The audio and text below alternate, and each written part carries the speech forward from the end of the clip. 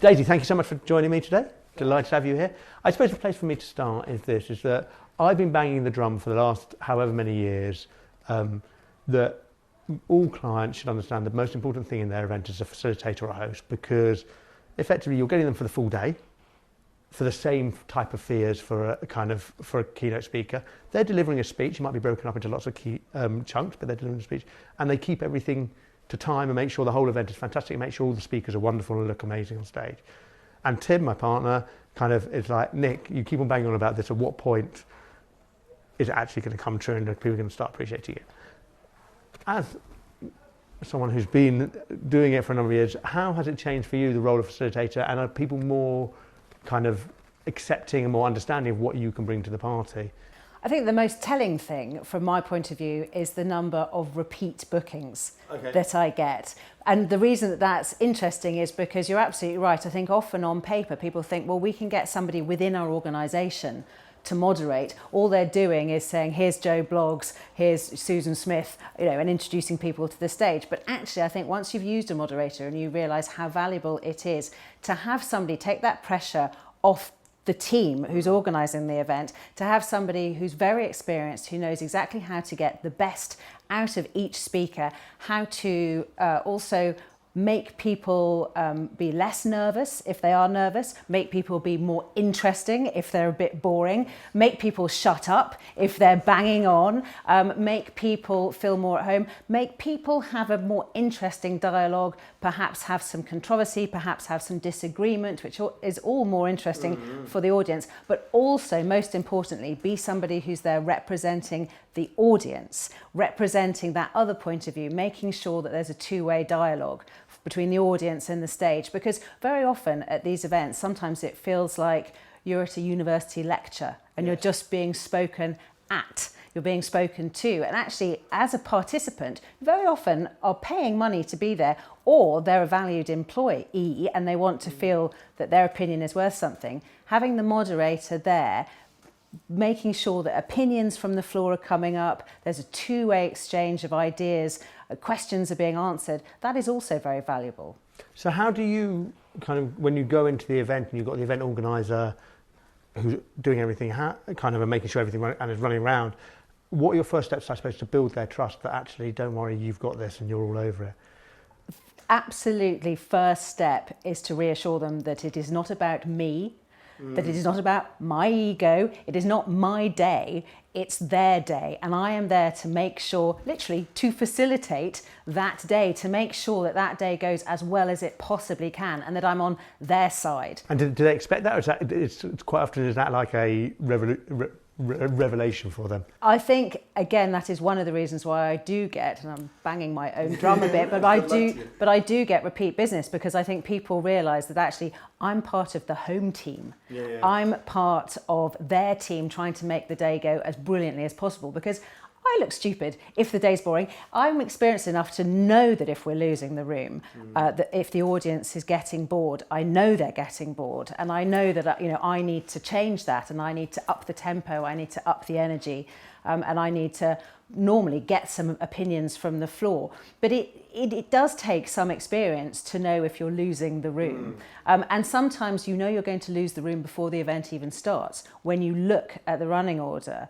And again, yes, you can have a half-hour speech here and a 40-minute panel session there, but if that running order is too crammed, too tight, there's too much in it, there are too many similar voices at the same time, you can spot it quite easily if you've been doing it for a number of years. I suppose that's my question is, from your perspective, how have you changed in terms of your ownership of the event? When you see that running order at the last minute, and you realise it's not right, how do you react to it maybe a few years ago as to how you are now? It's really interesting. So, a number of years ago, many, many years ago, when I started doing my first events, I would receive the running order and think, well, that all looks great. I'm now much more critical if I think that there are things that weren't going to work, because it's not fair on the client to allow them to spend all this time and money and effort, blood, sweat and tears on an event that you can see on paper, if you've got enough experience, has some real flaws in it. So I do want to get involved at a really early stage. I want to see what the plan is. I want to hear what they want to get out of the event, and I want to be allowed to give them my opinion in a very respectful and gentle way and say, do you know what, I think you should have a half-hour coffee break there. There's not enough time if you've got a big audience for everybody to go to the loo and make a quick phone call, and therefore we're going to run over, and your keynote speaker is going to be shortchanged and won't have enough time, or we won't have enough time for questions for him or her, which is going to be the most interesting point of the day. So it is, I see my role as very much trying to get the best out of the day and trying to make sure that everybody's happy and trying to make sure that they love me and invite me back. So, and again, from your experiences, kind of how do you handle that? What's the best way that kind of the client, whether that's the event organizer or even the MD of the company, whether kind of takes that on board and doesn't feel that you're just... Well, again, if I've got a relationship with them, they know that I've got the best motives. If it's the first time I've met them, I've got to reassure them that I'm not doing this from some, I know better than you point of view. But, I will often say, I did an event a couple of weeks ago. It was similar to that. It didn't really work for that reason. Those timings are too tight. That panel isn't diverse enough. I've often worked with a lot of these speakers before. And again, if somebody drops out, I always say, please call me and tell me, because I'll have ideas. I'll have suggestions. A lot of the speakers on the circuit I've worked with, and I know who the really good ones, and I'm not just saying this, but many of them are on your books. All of them are. All of them are on your books. Yes. But also, I've worked with some bad ones. Yeah. And, and I will say very discreetly, have you confirmed that person? They're a bit nervous. Maybe change the format. Maybe do it a fireside chat with me. I think I'll get more out of them than their speech. So again, I like to be involved as much as possible. In your ideal world, at what point would they bring you into the conversation? Before it's set in stone. Okay. That's the most important thing. Does that only happen after your repeat? If you're coming back? Exactly right. Okay. So if I'm booked for the second time, they'll start getting me involved, and it doesn't cost them any more. But they'll start getting me involved way in advance, sending me emails, via the agency and saying, what do you think of this person? What do you think of this format? Should we try something a bit different? Or I'll say, let's try something a bit different. Let's have more audience participation. I went to an event last week. This motivational speaker was fantastic. Perhaps think about booking her, so on and so forth. So tell me, kind of, in terms of me banging your drum and other great hosts, facilitators like you, where am I going wrong? Why are people not seeing this until they've experienced it? I think because, it comes down to the bottom line, doesn't it? If you've got a budget, and we know that these events are expensive to run, you're going to want to spend your budget on the famous, the speaker that's going to get you the biggest publicity ripple or the most impact from your event. I think the trouble is, and we all know it, we all fill in those forms at the end of an event, and if the event has been badly run, that's the thing you remember. Yeah. If you've missed your train home because the event has run over, that's the thing that's going to really, that's the thing you're going to remember about the event. So I think that's the other, it's a sort of, it's a false negative in some ways, but if you don't have a professional moderator, things are more likely to go wrong. And I think that's the thing that people don't really think about when they're putting these events together until something has gone wrong. I very, very often get booked for events that have gone wrong the year before. Yes. And that's a real shame. But then do you get, from the outside looking in, being part of the game, one of the frustrations I imagine for a facilitator is the fact that your job is to be invisible and yet make the event absolutely wonderful, but therefore you never get the praise of it. You never get that was fantastic because everything runs to time, because the audience just expect that. So how do you get your... You get a lot of praise from the organisers at the end of the day. You get a lot of hugs and thank God that's over and how the hell did you manage that? And, because to me, yes, this is something that I do often, but I'm never under any illusions how important these events are for the clients. This is probably their big annual event. This is something that the team have been working on for weeks and months, sometimes years. So I think it's really important as a moderator never to lose touch of that idea of how important it is to the client. This is their big day. And if you can make it go as well as possible, yes, you might not get loads of praise on social media, but you'll get something much more important, which is their happiness and gratitude at the end of the day, particularly if the audience have no idea that a number of things have gone wrong during the day. Speakers haven't turned up, speakers have been late, you've had to fill, you've had to change at the last minute, you've had to think on your feet, and that's one of the things I love. It's like doing live TV, which is my background, having to cope when things go wrong, keep the show on the road, keep everybody happy, and hopefully make sure that the audience was never aware that everything had gone wrong. So before I ask you about the salacious details of sometimes things have gone wrong, what are the main differences between live TV and corporate hosting? Because it's all still live, but obviously one's to camera and one's to an audience. It's one of the reasons that I've always loved corporate jobs, and many of my friends who are also in the media or in broadcasting who don't do it often ask me and say, why do you love it so much? And I'll say, because it has that element of risk and surprise, particularly if you're a journalist who's interested in everything. The whole point about being a journalist is you're interested in things even if they seem quite mundane or alien to you. Whether you're doing an event for financial services or a recycling organisation or a retail organisation, or whatever it might be,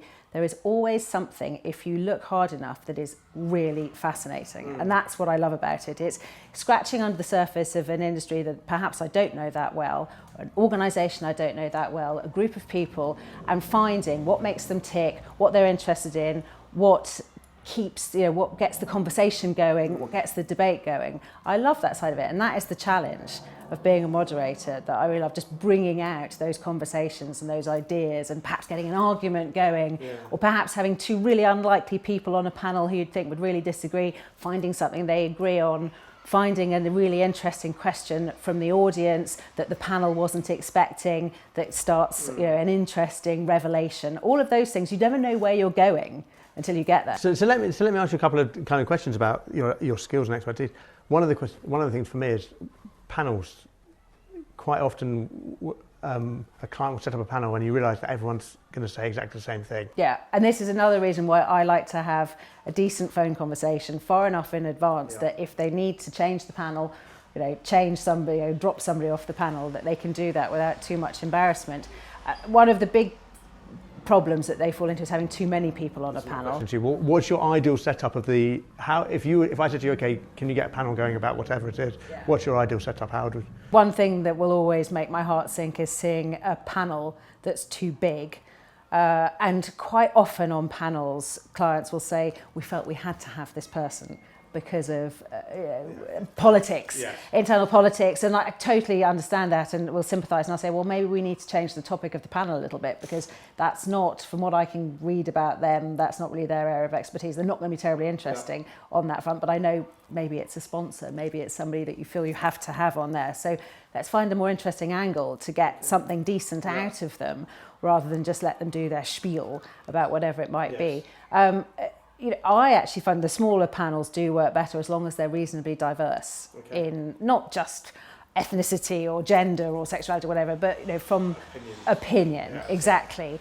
The big panels are really cumbersome, and you give each person the opportunity to speak, and you're 15 minutes down before you even start. So I do it kind of, as the host, do you feel you have to give everyone the opportunity? And as a second question, how important is the seating arrangement the panelists?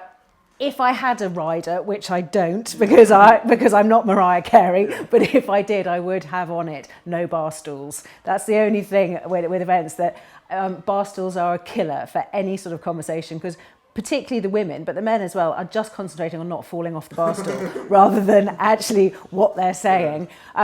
I mean, I'm getting into the nitty-gritty here, but I will never sit in the middle at a panel. I will always sit on the edge. If you sit in the middle, it's like you're refereeing, it's like you're an umpire at a Wimbledon tennis match, because you can't see, and you need to be able to have eye contact with everybody so that you can give somebody a bit of a Paddington Bear stare to shut up if they're going too far. Or particularly, sometimes if you feel somebody's trying to get in but they're being a bit too polite, they're not being as ballsy as the rest of the panel, you give them an encouraging look to get them in. So without having to sort of make it very obvious that you're trying to get everybody in at the same time. And again, panels are very interesting because you'll always have an alpha panel panelist, and you'll have a less brave, or a more shy. Do they generally sit in the same seats? Could you spot them? The alpha will always try to sit furthest away from me. In my experience, because you're less I think because they have their own domain, they don't want to be too near nanny, who's sitting there. So you get, and I love all that side of it, the sort of sociology of it, the psychology of it rather. You get to understand different types of personality and what brings the best out of them. I mean, alpha speakers are wonderful. We need alpha speakers, but they need to be controlled. And sometimes the less experienced, the more shy, the more timid speakers just need a lot more love and attention to bring the best out of them. They need to have their tummy tickled so that they can really sing properly. And again, I find all that very satisfying and very pleasing. And yes, you don't have to be too forensic about giving everybody equal time, but at the end of the panel you need to make sure that if anybody really hasn't had enough, that you'll give them the sort of Jerry Springer final thought bit, so if they've got things that they're burning to say, you can go to them last. So again, I mean, timekeeping is absolutely crucial to make sure you do give everyone the opportunity. And from your perspective, you've achieved a lot in your career and you've been in lots of different places and you've had lots of experiences. How much is it important for you to get involved and actually give opinions and speak as much as kind of facilitate the whole thing? What part does that play in it? Again, it depends if I feel I have the expertise, but more and more these days I do feel I have the expertise. And there are certain subjects that I am passionate about, but there are lots that I surprise myself about. We're talking about robotics or AI or diversity in the workplace or motivations or gender differences or LGBT rights and so. I kind of surprise myself with how much I do have to say on these things, but I'll never make a speech. What I'll try to do is use any knowledge I have to put an interesting question or an interesting alternative point of view to a speaker or a panelist to say, well, what about this? Yes, what you've said. And that's very similar to TV work. Okay. That's very similar to interview work. Or it might be at the end of a speech, if I'm thanking somebody, I'll always try to add something of my own. As a sort of an observation, or perhaps an anecdote from my experience in politics or business or what it might be, just to insert a bit of personality, but also to insert a bit of sort of colour at the end of the speech, particularly if the speech perhaps has been a bit dry. And it's interesting. I find the more I do that, the better that speaker's is remembered. Which is what it's all about. I am not there to poo-poo any speakers or to make any speakers look stupid, even if I violently disagree, which I don't often. That is not my role. My role is to make the event go as well as possible and for every speaker to shine. So if I feel there's any way I can help them, if perhaps they've fallen a bit flat, which occasionally they do, I will absolutely do that. So I've got to ask my last question, which has to be, the speaker's falling flat, but it's also running long. How do you gently drag them off stage? So what I try to do, there are various things that I'll put in place before an event starts. So I will always say to the organiser, you have to have somebody, doesn't matter who it is, it could be a work experience person, but somebody who has communication with the rest of the team who's within my eye line. And I will have various little things, particularly if I'm on stage. If I'm off stage, I can talk to people, about what are we doing, because again, there are speakers and there are speakers. There are speakers who are very important to that organisation. And they're allowed to go over. So again, I will always find out, is this speaker allowed to go over time or are they not? If they're the president of the organisation, they're probably not allowed. They probably are allowed to go over time. If they're a paid speaker, they shouldn't be going over time unless they're the headline keynote that they've been trying to get for years and years and years. So again, I will always know what the boundaries are. Can they go over? Can they not go over? I will always have a method by which I can communicate with the organisers to say, right, he's gone over, she's gone over. What do you want me to do? If I know that I have to get them off the stage, I will, as long as they haven't, the worst thing is when a speaker arrives and you're already on stage and you don't have any opportunity to talk to that speaker. And I will always say in the planning of an event, if at all possible, I would like to meet each speaker before they speak, whether it's in the green room just immediately before or the beginning of the day, whatever. So, and I'll always have the same chat with them. Who are you? What are you speaking about? How do you pronounce your name? Very important. And I have all sorts of methods to remember correct phonetic pronunciations. Again, if they work for the organisation, it's very rude to pronounce their name wrong. It also makes you kind of, it's like, what are they doing? Exactly. Who the hell is this woman? She can't even pronounce our CEO's name right. That's not a good look. So I'll always do that.